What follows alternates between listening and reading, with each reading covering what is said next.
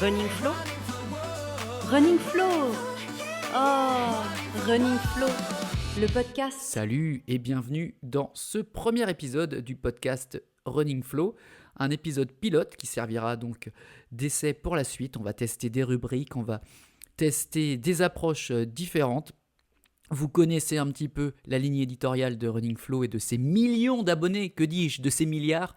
Le but, c'est de parler de course à pied en rigolant, sans trop se prendre la tête, et puis en essayant de distiller quand même quelques petits conseils, ça et là, et aussi des anecdotes. Voilà, donc moi, qu'est-ce que j'ai fait de mon côté ? Eh ben de mon côté, j'ai pas beaucoup couru, parce que je suis blessé, ça j'en parlerai. Ce que j'ai fait, c'est que j'ai scindé ce podcast en plusieurs parties. Il y aura d'abord une partie où je vais vous présenter une course que j'ai faite et je vais essayer de vous en parler autant que faire se peut. Ensuite, on parlera un peu de mon actu parce que ça peut toujours intéresser les gens, on peut trouver un petit écho à ce que chaque coureur vit. Et en l'occurrence, en ce moment, c'est le protocole de reprise de course à pied, notamment celui de la clinique du coureur.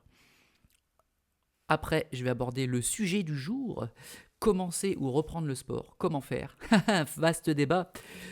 La petite subtilité du podcast, c'est que je vais vous parler de musique, parce que moi j'aime la musique, et l'album que je vous conseillerais aujourd'hui, c'est l'album de C2C. Ils ont fait un seul album, et je suis tellement bien organisé que je crois que j'ai oublié le nom de l'album. C'est Delta, je crois. Je sais plus, on s'en fout. Et ensuite, on terminera avec l'anecdote de course du jour. Voilà. Bah écoutez, Running Flow, épisode 1, je vous demande toute votre indulgence, mais c'est parti. Running Flow, le podcast. Si je vous dis PSG, vous allez me parler de Ligue des Champions, de victoire, etc. Moi, je suis pas vraiment un footeux. Enfin, j'aime bien le foot, mais j'aime pas le suivre. D'ailleurs, c'est marrant de voir que quand tu dis que t'aimes le foot, c'est qu'il y a des grandes chances que t'aimes le regarder à la télé avec un paquet de chips et en train de siroter une bière. Alors que quand tu dis que t'aimes la course à pied, généralement, t'es pratiquant. Hein, j'en vois pas de tacle, hein, parce que moi-même, j'ai beaucoup regardé le foot à une époque. Là, j'ai complètement lâché l'affaire suite à une certaine finale en 2006 qui m'a un peu dit d'arrêter de m'investir émotionnellement là-dedans. Mais voilà, c'est vrai que quand on parle de foot, souvent on parle plutôt du fait de le regarder, alors que faire un foot avec des potes ou faire du foot en club, ça c'est un truc qui me bottait. J'ai pas fait de foot en club, hein, mais j'ai fait du foot avec des copains. Je devais intégrer le PSG, mais je me suis fait les ligaments croisés malheureusement. J'avais une grande carrière pro qui m'attendait, mais bon, voilà, tu connais l'histoire. C'est faux. Le PSG, donc, là, je vais vous parler du Paris Saint-Germain. La course, qu'est-ce que c'est ? C'est même pas une course estampillée Paris Saint-Germain, le club de foot. Non, non. C'est une course entre Paris et Saint-Germain-en-Laye. Et c'est une de mes courses préférées. Elle revient l'année prochaine, en 2027. Ça sera sa 17e édition, mine de rien. Et à l'origine, je crois que c'est un 20 km. Mais maintenant, il y a un 10 km qui s'est ajouté pour les gens qui veulent tenter une distance un peu moins grande. Moi, je vais surtout vous parler de la distance que je connais, le 20 km. C'est une course que j'adore. Alors clairement, si vous voulez faire un RP, c'est pas ici, parce que c'est deux énormes bosses. On part donc du Bois de Boulogne, on arrive à Suresnes, on passe un peu à Nanterre, donc imaginez bien qu'à Suresnes, on monte le Mont Valérien, et ça grimpe, on arrive à Nanterre, à Rueil-Malmaison, là on commence à descendre, et ensuite on longe la Seine, Chatou, je crois Croissy, Le Pec, et on arrive à Saint-Germain, et à Saint-Germain c'est la ligne d'arrivée, mais Saint-Germain c'est le mont Saint-Germain, donc ça monte aussi, donc quand on arrive au 17e kilomètre, ça commence à grave monter, et là aussi c'est une sacrée épreuve. Pourquoi j'aime cette course ? Pour plusieurs raisons. Déjà, elle se situe en mai et je trouve que c'est une bonne période. On est souvent assez, assez en forme si on a préparé un marathon ou un semi. Il y en a beaucoup qui sont en mars ou en avril. Donc ça veut dire qu'on revient d'une belle course et on a encore des bons restes. Donc ça peut être une bonne course pour se relancer dans une autre prépa. Et puis souvent, à cette période de l'année, il commence à faire beau. Moi, j'ai rarement eu des Paris Saint-Germain sous la pluie. J'en ai même jamais eu. J'ai dû faire cette course 3 ou 4 fois. Donc voilà, on part du Bois de Boulogne avec une belle ambiance. Ça se passe juste à côté du parc du jardin d'acclimatation, je trouvais plus mes mots. Juste à côté du jardin d'acclimatation, donc il y a une super ambiance. Et puis ensuite c'est parti, donc la première difficulté de la course, elle arrive comme je disais à Suresnes, il y a une très très belle montée, la montée du Mont Valérien. La grosse erreur que beaucoup font, c'est d'aller à toute vitesse sur la descente, parce que ça monte très très dur, mais ça descend tout aussi fort. Et à chaque fois que j'ai fait cette course, je me souviens avoir vu des gens qui m'ont grillé à toute berzingue sur la descente. Et moi, je me disais, non, moi, je suis une voiture électrique. Là, je me recharge sur la descente. On accélère à peine et on en garde sous la semelle. Parce que ce qui nous reste après, c'est quand même 10 bons kilomètres de course avec 3 kilomètres qui vont monter dur au niveau du mont Saint-Germain. Donc ensuite arrivent les bords de Seine. Donc là c'est très plat, c'est très sympa. On passe à côté de petites villas très cossues, hein, très sympatoches. Et puis voilà, là ça commence à tirer. On arrive au 16e, 17e kilomètre. On commence un peu à tirer la tronche. Et c'est là que la dernière difficulté arrive, le fameux Mont Saint-Germain. Et on sait qu'on n'est pas loin de l'arrivée parce que on quitte le Vésinet, on va traverser le pont, mais il y a encore cette dernière montée à faire et c'est pas une petite montée. Il faut le faire et c'est là qu'on donne. Ce que j'aime bien avec cette course, c'est que c'est vraiment un petit peu la représentation de ce qu'on peut se faire d'une course au centuple. C'est-à-dire que souvent sur une course, on donne tout à la fin. Là, on est obligé de tout donner puisque ça monte. Même si tu marches, ça va être dur. Et l'arrivée, elle se fait au niveau du château de Saint-Germain. Et ça, c'est vraiment super. Et moi, la petite mention spéciale pour cette course, pourquoi je la kiffe à fond, c'est qu'on arrive, on marche un peu, on récupère. Et là, il y a des stands pour récupérer. On récupère sa médaille, on boit et tout. Mais mon gars, il y a des pastèques bio. Je les défonce. Franchement, il y a plein de pastèques bio, elles sont délicieuses. Franchement, chaque année, quand c'est dur, quand j'arrive au 16e, 17e kilomètre et que je commence à tirer la langue, j'ai plus qu'une seule pensée. C'est pas ma famille, c'est pas mes amis, non, c'est les pastèques, c'est les putains de pastèques. Elles sont délicieuses. Alors, si t'aimes pas les pastèques, tu peux quand même faire la course. Mais si t'aimes les pastèques et que t'aimes courir, alors franchement, le Paris Saint-Germain, je te le valide à 2000%. Running Flow, le podcast. Running Flow, courir, c'est bien. Non, il va falloir que je trouve un autre slogan. Mon actu, ouais, on va parler de soi, parce que c'est la personne qu'on connaît le mieux quand même, enfin j'espère. Ça fait depuis octobre que je me tiens une bursite et une tendinite qui sont devenues chroniques. Je fais beaucoup de hic et de hit. Qui sont devenues chroniques parce que je suis un gros con, on peut se l'admettre.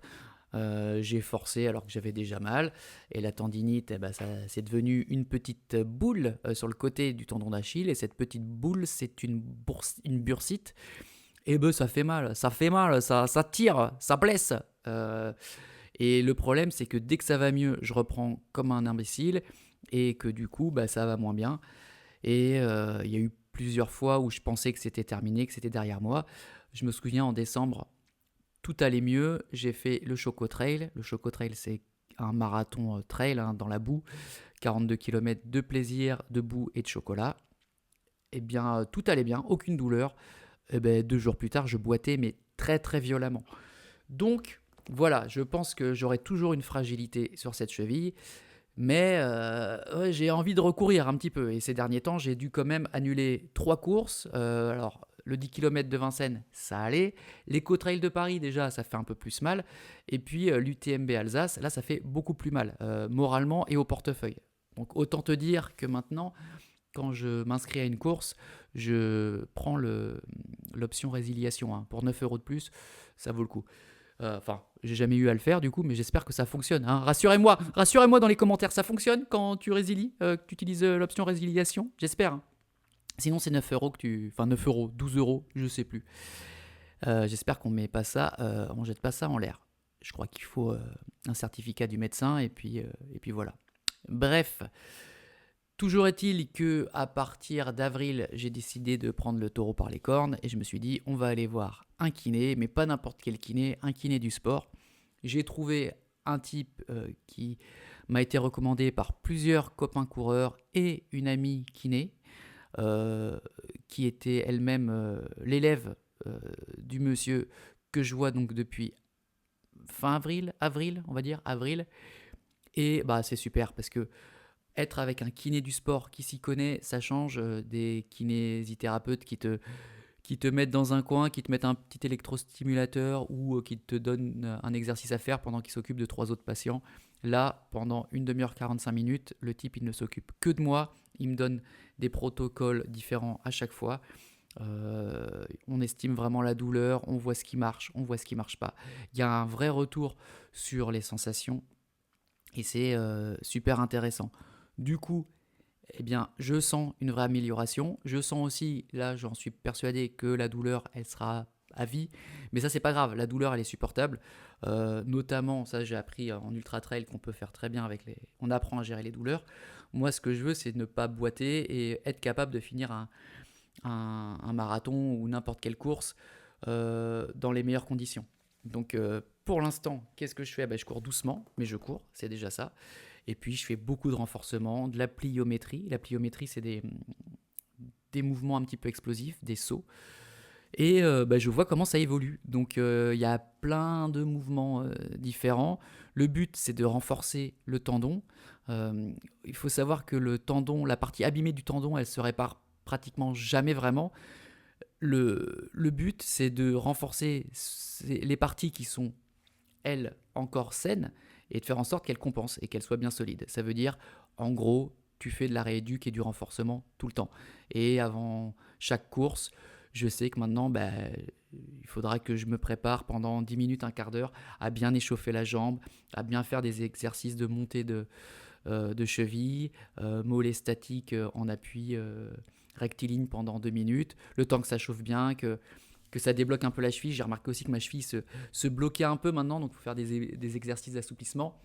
La machine n'est plus de toute jeunesse, je dois l'avouer, 41 ans, bientôt 42, donc forcément, ça grince un peu.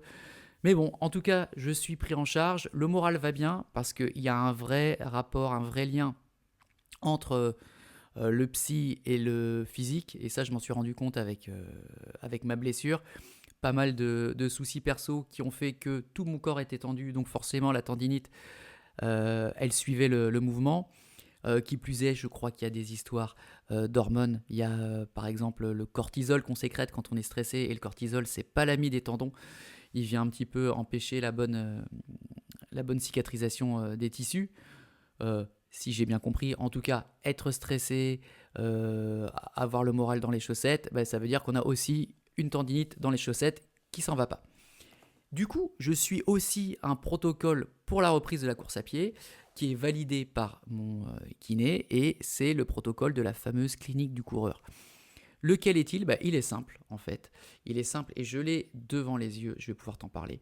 C'est un programme en 8 semaines à peu près.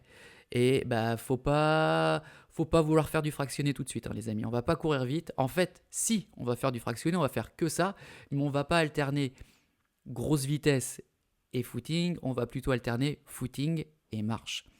En sachant, pour vous illustrer un petit peu tout ça, que voilà, la première série, ça va être 1 minute de course, 1 minute de marche, 3 fois. Voilà, et on s'arrête là. Si ça va bien, on passe à la prochaine étape. 1 minute de course, 1 minute de marche, 4 fois. Et donc, si les sensations sont bonnes, on valide, on passe à l'étape suivante. Donc 1 minute de course, 1 minute de marche, 5 fois. Le lendemain, 6 fois. On essaye de courir le plus souvent possible avec quand même quelques jours de pause. Et une fois qu'on a fini ça, une fois qu'on a fait 15 répétitions d'1 minute de course, 1 minute de marche, on passe à 2 minutes de course, 1 minute de marche. On commence à 3 fois, 4 fois, 5 fois, 6 fois, etc. Et puis voilà, on y va progressif. Une fois qu'on a fait les 2 minutes course, 1 minute marche, on passe à 3 minutes course, 1 minute marche. Et puis un peu plus tard, c'est un nouveau bloc de 4 minutes course, 1 minute marche. Vous avez compris le principe, le but c'est d'être progressif. S'il y a des douleurs, on revient à la séance d'avant. Si on est moyen, on refait la séance. Si jamais on se sent très très bien, on peut se permettre de sauter 1 ou 2 séances, mais vraiment c'est en fonction du ressenti. Moi je me suis permis de le faire sur les premières séances de 2 minutes course, 1 minute marche, parce que j'étais vraiment très à l'aise. Là, les exercices de kiné commencent un petit peu à me tirer parce que je commence vraiment à intégrer un peu d'explosivité. Donc, j'y vais mollo sur la course. Et vraiment, je reste sur du fondamental. Il m'est arrivé des fois de courir un peu plus vite, mais le lendemain, ça tire. Donc, le but aussi, c'est de réussir à quantifier sa douleur ou sa tension. C'est compliqué quand on est trailer parce qu'on a quand même une bonne résistance à la douleur, je trouve. Surtout quand c'est des douleurs qu'on connaît. On a tendance à un petit peu minimiser. Donc, faut trouver le juste milieu. Donc, moi, généralement, je sais qu'une douleur de 1 sur 10, déjà, c'est limite. En théorie, la clinique du coureur te dit que si tu es au-dessus de 3 sur 10 en termes de douleur, et là encore, je précise, c'est difficile à quantifier la douleur. Au-dessus de 3 sur 10, tu arrêtes la séance. Et au-dessus de 3 sur 10, le lendemain, c'est que ta séance était trop dure. Donc tu repars en arrière et tu calmes un peu le jeu. Et c'est pareil avec les exercices de kiné. Il y a quelques semaines de ça, on a fait des sauts, on a fait peut-être un peu trop. Le lendemain, hop, j'ai pris tarif, j'avais un petit peu mal, j'ai arrêté un peu les sauts. J'en ai refait ensuite de moins haut, j'ai vu que ça passait, on progresse. Il faut que j'apprenne à être très progressif.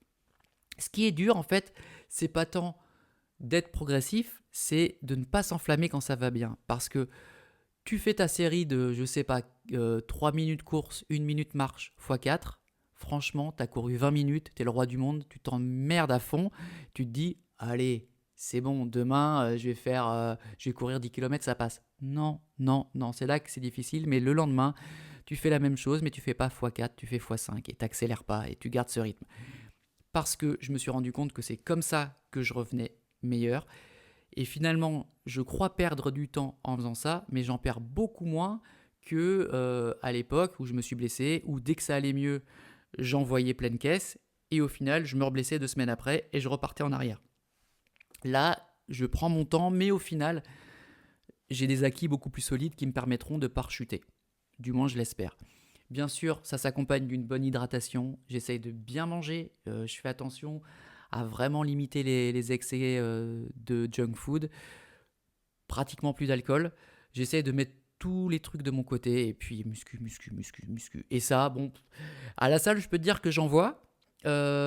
J'essaye aussi de muscler un peu le haut du corps, de faire le dos. Le dos, je ne faisais pas beaucoup avant. Ça a l'air de passer. Et puis, ce qui est dur aussi, c'est de ne pas prendre du poids. Donc, je fais beaucoup de vélo pour essayer de garder un peu le cardio. Mais il faut bien se dire que quand tu fais pas de course à pied en mode rapide, ton cardio, il n'a plus trop l'habitude. Et là, je me retrouve sur des allures fondamentales avec... par exemple, moi, il y a encore... avant d'être blessé, j'étais allure marathon, donc à peu près entre 4,30 et 4,45 au kilo. Mon cardio, il était entre 140 et 150 BPM. Il était plutôt stable. Maintenant, je suis en allure fondamentale à 6 au kilo. Je suis pareil, je suis à 140, 150 BPM. C'est-à-dire que mon corps, il a complètement désappris. Apparemment, ça revient vite. Pas assez vite à mon goût, mais ça, c'est pas le plus grave. Moi, ce qui m'intéresse le plus, c'est de réussir à plus avoir mal, à pouvoir recourir sur le long terme et à faire que les choses se passent bien. Que faire quand tu cours doucement et que tu t'ennuies ? J'ai trouvé des exercices à faire. Les choses qu'on se dit qu'on fera et qu'on fait jamais parce qu'on est sur une séance un peu trop spécifique. Je les fais maintenant.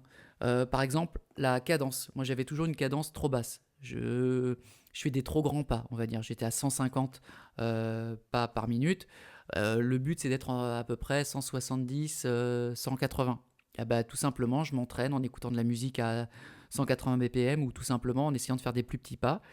Mon kiné m'a donné aussi une super astuce, c'est de faire moins de bruit sur le tapis de course. Donc j'ai essayé de lever un peu moins la jambe, de faire un peu en mode ninja, ça m'a changé complètement ma foulée, c'était très très peu intuitif au début.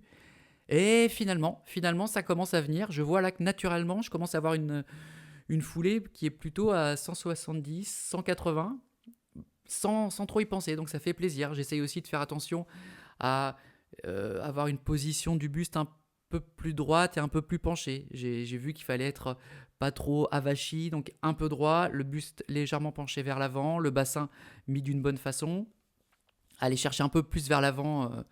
Et finalement, on s'y fait et c'est même plus facile de courir comme ça. Voilà. Et du coup, naturellement, mon pied qui est plat, qui s'effondrait un peu sur l'intérieur, là, il commence à être un peu mieux. Donc, finalement, On s'entraîne comme on peut, on essaye d'apprendre d'autres choses pendant qu'on s'ennuie à courir à 6 au kill. Et pareil, je fais des petits exercices de respiration nasale. Je fais toutes mes intervalles courses en respiration nasale. Quelqu'un m'avait expliqué pourquoi c'était bien, mais je serais incapable de te dire pourquoi c'est bien. Voilà, à peu près tout ce que je peux te dire sur mon protocole de reprise. Le moral va mieux, la cheville va mieux. Là, je reviens du kiné, ça tire un peu, je mets de la glace. Alors pareil, il y en a qui disent que ça sert à rien. Moi, je trouve qu'au moins, ça soulage un peu la douleur. Et puis, voilà, muscu, kiné, course à pied de façon progressive. Et puis, on voit les copains du running pour faire des barbecues, pour discuter, pour boire des coups. Parce que même si j'ai arrêté l'alcool, j'ai diminué, j'ai pas arrêté complètement non plus, quand même. Donc voilà, ma Running life, Flow. voici ma vie, Podcast. mon œuvre. Le sujet du jour, c'est comment commencer ou reprendre le sport. Et je parle pas forcément de la course à pied, de façon générale. C'est-à-dire, on n'a pas fait de sport depuis un petit moment, ou on n'en a jamais fait, et on se dit, quand même, si je veux pas mourir à 60 ans, ou si je veux maximiser mes chances d'être en bonne santé, il faudrait peut-être faire du sport. Là, il n'y a plus besoin de prouver que le sport, c'est vital. La sédentarité tue. L'État, par exemple, je prends l'exemple des enfants, il y a plusieurs études qui prouvent que les enfants, une grande majorité d'enfants, n'est plus capable de courir ou de faire du sport sans être essoufflé. Donc, il y a un vrai enjeu de santé publique, il faut faire du sport. Ouais, sauf que maintenant, il y a une différence entre il faut faire du sport et je me mets à faire du sport. Et j'ai vachement réfléchi au problème et je me suis dit, qu'est-ce qui finalement va permettre à une personne de s'y mettre ou de ne pas s'y mettre? Parce que souvent, on a plein de beaux projets, on commence la nouvelle année en se disant je vais m'inscrire à la salle et tout, et puis au bout de 2-3 semaines, on arrête et on n'y va plus. À quel moment on peut avoir ce déclic et à quel moment on peut vraiment réussir à se dire ça y est, c'est ancré, maintenant j'y vais. Il faut que, en gros, la motivation se transforme en habitude. Personne va vous rappeler, enfin j'espère, de vous brosser les dents le soir. Brosser les dents, c'est devenu une habitude parce que c'est une contrainte, c'est chiant de se brosser les dents. Il y en a peut-être qui adorent, mais on le fait par habitude. Il n'y a pas besoin de motivation pour se brosser les dents. Il faut que le sport, ça devienne pareil. Il faut se dire que tel jour, à telle heure, je vais courir. Ou au moins, je sais que dans la semaine, je vais courir 1 ou 2 fois. Je vais faire un peu de sport 1 ou 2 fois. Et c'est pas compressible en fait. J'ai une réunion avec un tel, j'ai un rendez-vous avec ma famille et tout. Ok, certes, mais il faut que j'arrive à caser mon sport. De la même façon que j'arriverai à caser le fait de me brosser les dents. Parce que finalement, c'est pas tant faire beaucoup de sport qui importe, c'est d'en faire un petit peu de façon régulière. Si tu arrives à trouver le moyen de faire un peu de squat dans la journée, c'est déjà beaucoup mieux que la plupart des personnes. L'astuce, du coup, c'est de mettre la fréquence au-dessus du volume. C'est-à-dire qu'il vaut mieux faire une chose régulièrement en très petite quantité plutôt que se dire aujourd'hui je fais 100 pompes et puis je suis bon pour la semaine. Non, vaut mieux faire 5 pompes tous les jours et ton corps il s'habituera. Le corps c'est une machine magnifique mais elle aime quand les choses sont progressives. Du coup, pour répondre vraiment à la question comment se mettre au sport, je ne suis pas psychologue mais je pense que le truc le plus simple à faire c'est ok, je veux me mettre au sport, qu'est-ce que je fais? Je trouve une salle et tout. Non, tout ça, c'est des excuses. Parce que on va se dire, même j'ai pas trouvé de salle dans mon coin, j'ai pas trouvé de machin. Non, tu prends ton ordi, tu prends une feuille, tu te fais un tableau Excel ou tu te fais un tableau sur un cahier et tu notes un truc tout simple. Un squat, une pompe, un gainage, des abdos. Et tu te fais un petit calendrier de la semaine. Le but, c'est quoi? Le but, c'est de transformer le sport en quelque chose de ludique et surtout quelque chose que tu vas compléter. C'est-à-dire, je m'explique. On est vraiment super débutant en sport, on est capable de faire un squat, c'est tout. Eh bien, tu vas te dire, aujourd'hui, je vais faire 3 squats. Somme toute, c'est assez faisable. On peut avoir des soucis de santé ou une condition physique qui ne permettent pas de faire ça. Donc on peut dire autre chose. On peut dire aujourd'hui, je vais marcher tant. Attention, marcher, c'est quand même le minimum requis. Aujourd'hui, je vais essayer de soulever un petit peu de fonte. Je vais essayer juste de de faire des pompes sur un mur. Faire des pompes sur un mur, c'est déjà un petit exercice. C'est plus facile que faire des pompes par terre. On peut aussi faire des pompes à genoux. On se trouve un truc facile qu'on est capable de réaliser et on le fait 3 fois. Et on le note dans son petit journal, on le note dans son document Excel et on met une petite couleur gratifiante, un petit vert, un petit truc qui est coché. Et on le regarde. Surtout, c'est très important. Je trouve moi le premier, on ne prend pas le temps de regarder ce qu'on a fait. Souvent, on se dit, quelle sera la prochaine séance, qu'est-ce que je vais faire, etc. Mais c'est bien parfois de regarder derrière soi, de se dire, ah ouais, mais j'ai quand même couru 5 km et puis mon cœur, il est bien redescendu, mon allure, elle correspondait à l'entraînement, ou alors j'ai fait 5 pompes, ben, la dernière fois, j'étais pas capable d'en faire 3, maintenant j'en fais 5. Par exemple, moi personnellement, je me mets un peu dans le jeu des tractions. Au départ, j'étais pas capable de faire plus de 2 ou 3 tractions. Maintenant, j'en enchaîne 6. C'est nul par rapport à des gens qui font ça régulièrement. Mais moi, je n'ai pas l'esprit de compétition, à part avec moi-même. Donc, je suis très content de faire mes tractions. Je suis aussi très content de voir l'évolution. Donc, je suis intimement convaincu que la base d'une reprise ou d'un début dans le sport, c'est un document Excel ou un tableau. On note ce qu'on a fait, on met une belle petite couleur qui nous invite à un petit peu prendre compte de l'ampleur de ce qu'on a fait, et surtout, à la fin de la semaine, on se dit « Oh putain, ben finalement, j'ai fait un squat toutes les 2 heures au boulot, un seul, ouais, mais à la fin de la journée, j'en ai fait 10. » Eh ben, peut-être pas 10, enfin bref, à la fin de la journée, j'en ai fait 5. Qui fait 5 squats dans la journée? Ben, en tout cas, moi, je l'ai fait. Et à la fin de la semaine, eh ben, t'en as fait 60.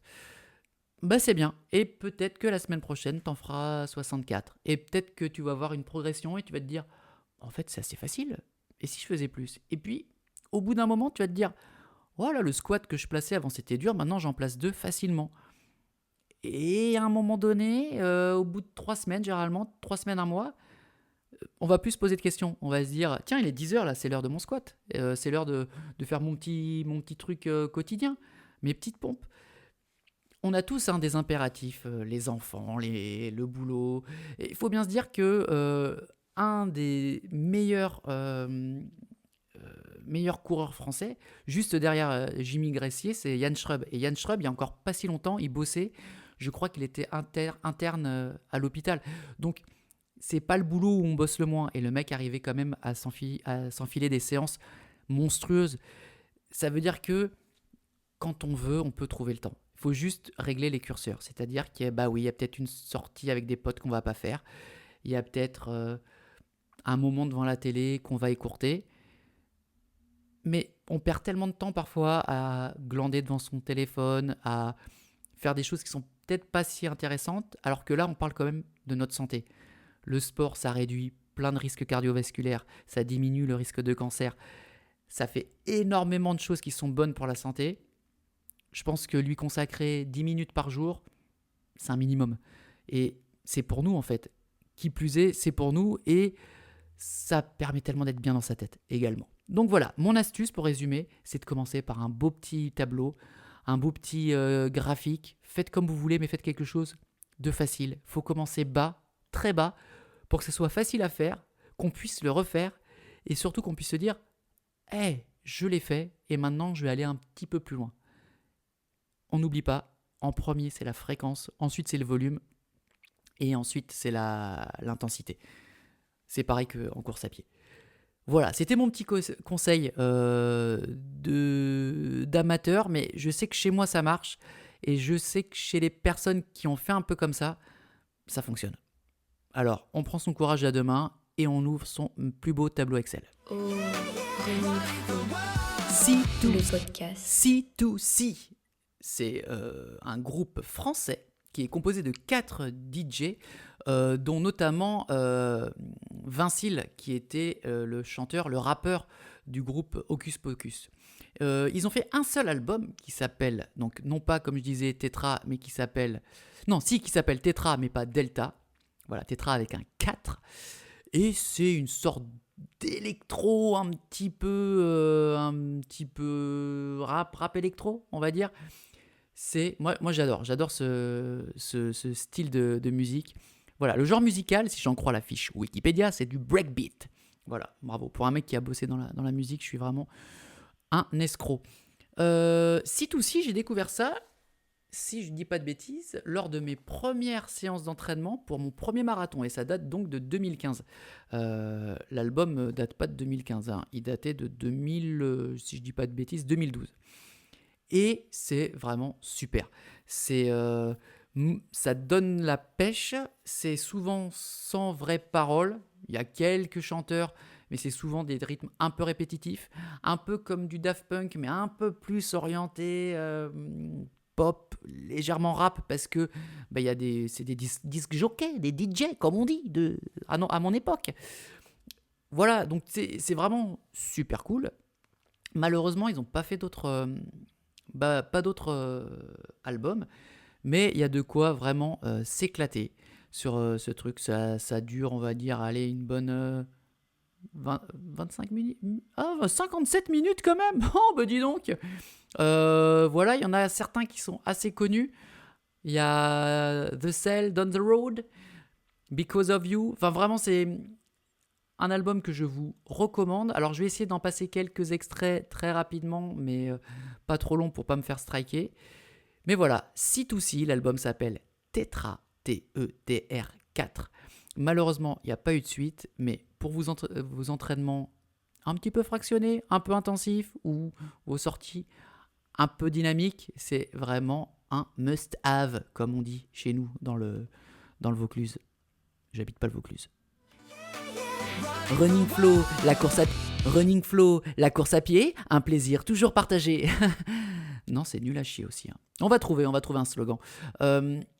Alors, c'est la rubrique anecdote. Je sais pas du tout ce que ça va donner, mais en fait, en gros, le but de cette rubrique, c'est de partager une anecdote qui m'est arrivée lors d'une course. La première qui me vient à l'esprit, c'est une petite anecdote qui s'est déroulée lors de l'Ultra Trail des Païens que j'ai fait en mai 2025, donc l'année dernière. 110 km de pur bonheur, 115 à ma montre, hein, parce que c'est toujours un petit rab en plus, hein, qui fait plaisir. Et mon premier gros ultra trail. J'avais fait l'éco trail avant, 80 km. Il y en a certains qui disent que c'est pas de l'ultra. Moi, je pense qu'à partir du moment où tu dépasses les 60 km, tu peux quand même parler d'ultra. On n'est pas là de toute façon pour se mesurer la quéquette. Voilà. Moi, j'ai kiffé cette course, mais vraiment, et je l'ai trouvée assez facile. Et c'est marrant parce que je dis souvent que quelques temps avant ou après, je sais plus, peu importe, quelques temps autour de cette course, j'avais fait un 10 km pleine balle. Je pense que j'ai plus souffert pendant le 10 km que pendant cet ultra trail des Païens. Pourquoi ? Parce que j'étais entraîné, que j'avais bien préparé ma course, que j'étais sur une allure cool, parce que tu cours pas 115 km au seuil ou en sprint, hein, tu y vas sur une allure où tu es vraiment à l'aise. Et il a fait beau, j'ai pas eu de terrain très technique, j'ai pas eu de problème de santé, j'ai pas eu de problème gastrique, tout s'est déroulé parfaitement. Donc c'était pour moi la première expérience d'un vrai, entre guillemets, encore une fois, ultra dans les conditions optimales, donc c'était super. Il n'empêche qu'il y a des moments de haut, des moments de bas, ça on sait pourquoi on signe. Souvent, je dis que l'ultra, c'est un peu comme une petite vie. Il y a des moments où on se dit « Putain, mais je suis vraiment une merde, pourquoi je fais ça ? Quel est le but de partir comme ça à 7h du matin pour aller s'enquiller 110 bornes ? Pourquoi ?» Et il y a d'autres moments où tu te dis « Mais c'est ça la vie, c'est trop beau, je suis dans la forêt, je communique avec la nature, les gens sont beaux, je discute, moi qui suis timide, je vais vers les gens, je vais prendre mon ravitaillement, je discute, la vie est belle. » Donc t'oscilles un peu avec ces deux trucs, en sachant que d'expérience, vaut mieux pas osciller trop haut, parce que généralement quand tu descends très bas, tu peux monter très haut, mais inversement. Là, honnêtement, j'ai surtout kiffé. Mais il y a eu des moments un peu durs. Et l'anecdote dont je vais vous parler nous amène justement dans un moment un peu dur, pas si dur que ça, mais c'était un moment où je savais que j'allais en chier. Une belle montée qui n'en finit pas. Parce que finalement, ça se passe donc dans les Vosges, et dans les Vosges, mais les petites Vosges, hein, c'est pas des grosses montagnes encore. C'est des belles collinettes, hein, je peux dire que le Mont Saint-Odile, ça grimpe. Et à part un ou deux passages où c'est très pentu, souvent c'était des belles pentes pas très raide, pas très technique. Tu montes, ça brûle les cuisses, mais c'est surtout très long. Et je me souviens avoir monté à un moment donné pendant 45 minutes non-stop. Et j'ai été allé à un tiers de la course, donc j'avais pas de raison de m'arrêter, je continuais. Mais quand tu marches non-stop une montée, au bout d'un moment, ça brûle. L'anecdote dont je vais vous parler, elle se passe un peu après ce passage. Mais c'est pareil, c'est une montée qui dure longtemps, qui dure bien 20 minutes, une demi-heure, où je me dis putain c'est long. Et je revenais d'un ravitaillement. Donc j'avais mon eau, j'avais mangé, j'étais bien. N'empêche, le corps commençait à fatiguer. Et je savais que j'avais mis des trucs en plus. J'avais tout ce qu'il fallait dans mon sac et je m'étais fait des petits plaisirs dans les poches. Je me suis dit, tiens, je vais mettre ça là, je vais mettre... Sur un ravitaillement Made in UTMB, ce qui est bien, c'est que le ravito est très... comment dire ? C'est toujours la même chose. On va avoir les produits NAC, on va avoir le saucisson, le truc. Il n'y a pas genre un gars qui est dans un coin qui offre un truc différent. Généralement, c'est toujours la même chose.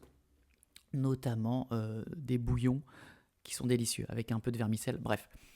Donc je suis en train de faire ma petite montée, j'en chie, vraiment, et je me dis, putain, que c'est long, mais je m'arrête pas, je soufflerai un peu tout en haut, mais vivement que ça se termine. Enfin, vivement que ça se termine. En même temps, souvent, les descentes, je suis pas très fort, donc le meilleur moment, c'est quand tu arrives en haut, que tu marches un peu, et puis la descente, bon, j'ai fait des progrès techniquement, mais c'est pas encore ça. Et puis, je me dis... je sais que je me suis mis des petites douceurs dans mes poches, je sais pas trop quoi, parce que je commence à être un peu fatigué aussi cérébralement, c'est normal, mais je peux te dire, mon gars, qu'en haut de cette côte, je vais m'enculer ce qu'il y a dans ma poche. Je peux te le dire. Donc je monte, j'arrive, et là, je fouille dans ma poche, et qu'est-ce que je vois ? Oh, tout petit truc. Non, c'est pas ma tub, non, c'était un mini Mars. Et je le sors, et là, je l'ouvre. Et je mange mon mini Mars. Et là, je ne sais pas comment expliquer ça vraiment, mais il y a eu un truc de primal. C'est-à-dire que je me suis retrouvé face au bonheur primaire de manger. Pas celui de on mange par habitude, on mange parce qu'on a un peu faim. Non, non. Là, mon corps, il m'a dit, mec, je suis en train de dépenser des calories, il faut que tu remettes il faut que tu remettes de l'essence dans la machine là. Et le Mars, mais j'ai kiffé toutes les sensations, le sucre, le caramel, le croquant. Moi qui suis un mec qui mange un peu rapidement, qui suis pas vraiment en pleine conscience quand je mange, ce qui explique aussi pourquoi je mange vite. Bref, là, tout d'un coup, j'ai compris. Enfin, j'ai eu un flash que je me suis dit, putain, le mini-Mars, c'est le meilleur mini-Mars de ma vie. Et mine de rien, c'est quoi ? C'est 5 secondes, 10 secondes dans...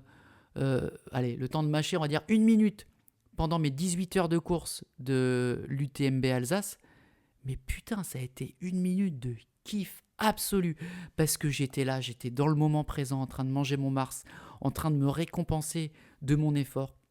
Je me suis retrouvé avec mes ancêtres chasseurs-cueilleurs qui mangeaient le fruit de leur labeur quand ils montaient en haut des arbres. C'est ça qui est beau, tu vois. Je sais que j'en fais trop, mais vraiment, j'ai ressenti ce putain de plaisir en mangeant un produit ultra chimique, on est d'accord, mais j'ai kiffé comme jamais. Donc voilà, c'est ma petite anecdote, le mini-Mars de l'Ultra Trail des Païens en Alsace. Running flow, le plaisir de courir, la joie de faire rire. Nul à chier. Bah voilà, c'était le premier épisode de Running Flow. Alors je vous avoue qu'il y avait des rubriques que j'avais prévues mais que j'ai pas faites faute de sujets, faute d'idées, faute de monde. J'aimerais bien dans un futur plus ou moins proche peut-être inviter des potes pour commencer, peut-être d'autres gens à ma table. On va voir un peu comment ça se passe, comment je mets en place ce podcast. Je pensais aussi éventuellement parler d'athlètes connus, mais là, je préfère faire des recherches un peu plus approfondies. Il y a des athlètes auxquels je pense. Ça peut être des athlètes actuels, Anaïs Kemener, Mathieu Blanchard, ou des athlètes légendaires, Alain Mimoun, ou des trucs comme ça. Je pense qu'il y a vraiment des belles histoires à raconter, si jamais vous ne les connaissez pas. Il y a aussi peut-être d'autres choses, d'autres thématiques à aborder. Là, pour le coup, j'attends vos commentaires, j'attends vos retours, parce que je suis vraiment ouvert à toute suggestion. N'hésitez pas non plus à me dire si le format est trop court, trop long, si vous l'avez écouté dans votre voiture, en train de courir, en faisant l'amour à votre partenaire. Je sais pas, il y a plein de possibilités. N'hésitez pas en tout cas à me mettre un petit message, à m'envoyer un petit mail. J'allais vous donner mon mail, mais je ne le connais même pas. Je crois que c'est runningflow@gmail. Mais le mec qui prépare tout sauf ça. T'as 30 secondes, Ghislaine, t'as 30 secondes. Je suis en train d'ouvrir mon MacBook et de regarder. Et je l'ai pas du tout. Je le mettrai, runningflow78@gmail.com. Voilà. Vous pouvez m'envoyer un petit mail pour me donner votre avis sur le podcast, m'insulter, m'envoyer une photo de votre visage, mais seulement de votre visage, je ne prends pas les autres parties du corps. Et voilà, me dire si vous avez kiffé, si vous avez détesté. En tout cas, moi j'ai pris beaucoup de plaisir à faire ce petit podcast en solo. Je pense que j'en referai au moins un épisode 2, voir si ça marche. J'ai plein d'idées, plein de choses à raconter. Ça a été un plaisir de faire ce petit podcast. J'espère que ça a été un plaisir pour vous de l'écouter. On se retrouve bien sûr sur Instagram pour d'autres vidéos rigolotes dans le monde de Running Flow. Et je vous dis à très bientôt. Portez-vous bien. Ciao. Running Flow. Oh. Running Flow. Le podcast.